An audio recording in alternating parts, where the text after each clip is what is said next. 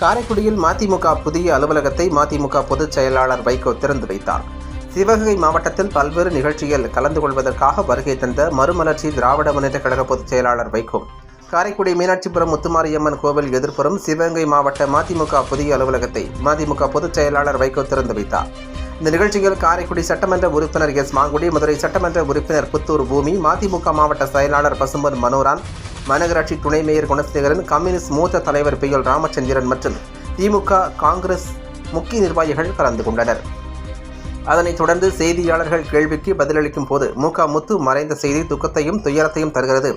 முதலமைச்சர் ஸ்டாலின், அழகிரி உள்ளிட்ட குடும்பத்தினர் அனைவருக்கும் மறுமலர்ச்சி திராவிட முன்னேற்ற கழகத்தின் சார்பில் ஆழ்ந்த இரங்கலை தெரிவித்துக் கொள்கிறேன் என தெரிவித்தார். தொடர்ந்து கம்பராமாயணத்தை எழுதியவர் சேக்கலார் என்று கூறியவர்தான் முன்னாள் முதல்வர் எடப்பாடி பழனிசாமி. அபூர்வ பிறவி, மனிதனால் தான் இப்படி கூற முடியும் என்று கிண்டல் அடித்து விமர்சனம் செய்தவர், கம்யூனிஸ்ட் கட்சிகள் தியாகம் செய்தவர்கள், அவர்கள் மீது அபாண்டமாக பழி போடுவது முன்னாள் முதல்வர் எடப்பாடி பழனிசாமிக்கு அழகல்ல என்றார். மேலும் இந்தியா கூட்டணியில் இருந்து பஞ்சாப் மாநில அரசியலுக்காக ஆம் ஆத்மி கட்சி விலகி உள்ளது.